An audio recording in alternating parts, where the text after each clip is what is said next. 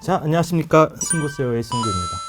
오늘은 병원에서 조금 생소한 직업 또는 이런 직업들도 있다라는 내용으로 좀 얘기를 하려고 하는데요. 사실 저도 모든 직업을 아는 것은 아니기 때문에 제가 여태까지 본 거 그리고 들은 거에 대해서 한번 아는 대로 얘기를 해드리도록 하겠습니다.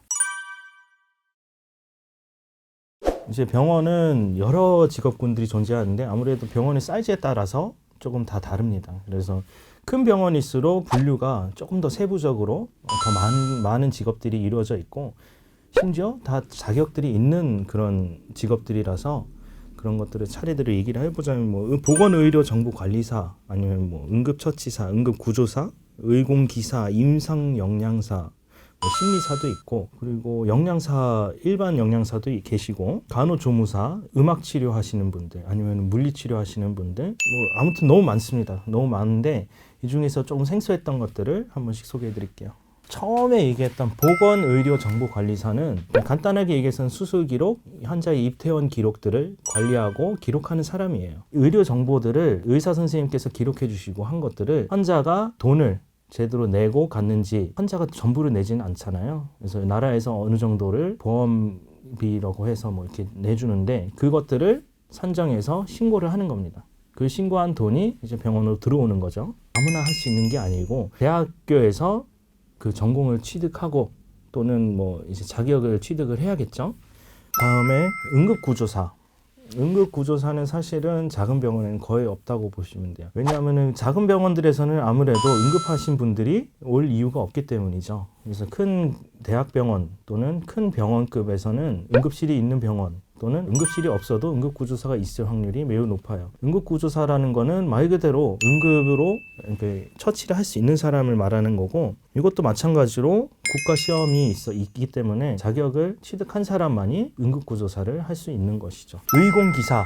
의공기사라는 거는 많이는 안 쓰이는 직업인데 이 의공기사 자격증을 취득하게 되면은 대부분 의료 장비 업체에 취직을 많이 하세요. 정말 연구를 열심히 하는 대학병원에는 그런 분들이 이제 장비에 대한 어떤 업그레이드 또는 연구를 많이 하시기도 하고 그 외에는 의료 장비업에 종사를 하세요. 의료 기기 쪽으로 연구를 하시고 또 새로운 것들을 만들어내시는 분들이시죠. 기사 자격증이기 때문에 급수가 높은 기사 자격증을 따려면은 경력도 있어야 된다는 거 참고하시길 바랍니다. 그 다음 방사선사. 방사선사는 많은 분들이 이미 알고 계신 직업일 거예요. 엑스레이 찍는 사람이라고 이해를 하실 텐데 초음파 관련된 자격을 따거나 그 전공을 하시는 방사선사분들은 초음파도 하세요. 여성분들 유방 초음파 하는 거 이것도 방사선사가 하고요. 물론 의사가 이제 초음파를 집도를 하는 거지만 거기에서 보조를 해줄 수 있는 게 방사선사라고 보시면 될 것 같습니다. 대학 전공을 방사선사로 하셔야 되기 때문에 그렇게 해서 시험을 보시고 자격증을 따신 분만이 병원에서 방사선사로서 종사를 할 수 있는 거죠. 사실은 이 부분에 대해서는 제가 함부로 언급을 하기가 좀 그렇죠. 아무래도 있을 수밖에 없어요. 전문직들을 하시는 분들이 그렇게 많지는 않으시기 때문에 이분들의 몸값이 사실은 구할 수 있느냐 없느냐에 따라서 조금 차이가 있긴 하지만 거의 정해져 있다고 보시면 돼요. 인터넷에 열심히 쳐보시면 아시겠지만 뭐 방사선사라든가 의료기사 아니면은 뭐 응급구조사 이런 사람들의 연봉이 대강 찾아낼 수 있는 이유가 그러한 이유인 거죠. 어디 가도 비슷하게 줄 수밖에 없는 그런 현실이 조금 있습니다. 이런 행정직은 어디에 가나 당연히 있습니다. 작은 병원에도 있어야 하지만 없는 경우가 많고요. 돈 관리를 해야 할 사람도 있어야 되고 인사 관리를 해야 하는 사람, 서류를 관리해야 되는 사람, 의료 문서들을 보관하는 사람, 기기들을 다룰 줄 아는 사람들이 꼭 있어야 되기 때문에 특히나 큰 병원 뭐 이런 데는 행정부서가 꽤 크다라고 보시면 됩니다. 그럼 그런 것들은 따로 자격증이 필요한 건 아니죠? 자격증이 필요한 것들이 많죠. 예를 들어 뭐 큰 대학병원에 법무팀이 있으면 그 사람들도 당연히 법적인 자격증이 있어야 되는 거고 회계는 마찬가지로 이제 뭐 회계 또는 세무에 대한 자격증이 필요하실 텐데 물론 꼭 있어야 되는 건 아니에요. 그래도 최상급자들은 그런 자격증을 갖고 있는 사람들이 많을 겁니다. 이런 했던 직업군들 중에 음. 그래도 가장 이건 좀 꿀 직업이다 하고 생각하시는 직업이 있으실까요?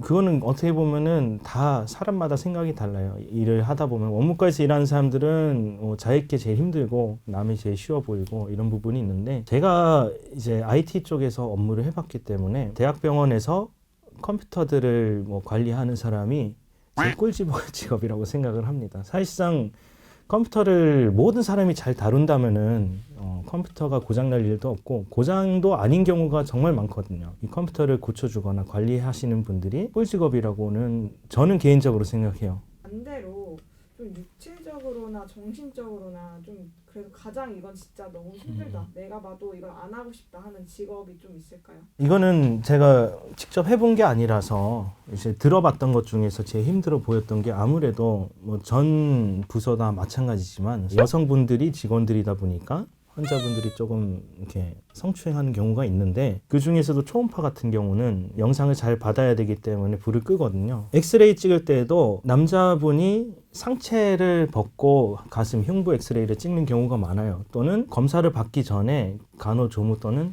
뭐 간호사분의 지시에 따라서 상의 또는 하의를 탈의하게 되는데, 그러한 부분에서 은근히 성추행이 많이 또 일어나기도 합니다. 아무래도 환자랑 1대1로 한 방에서 불 끄고 이제 검사하는 그런 직업들이 좀 힘들지 않나라고 생각이 됩니다. 자, 오늘은 병원의 여러 직업군들에 대해서 얘기를 좀 했는데요. 사실상 직업들은 정말 많습니다. 제가 뭐 아는 것도 있고 모르는 것도 있겠지만 병원에 종사하시는 분들이 모두 다 고생한다라는 거는 똑같은 것 같습니다. 다들 화이팅 하시고 오늘은 여기까지 하겠습니다.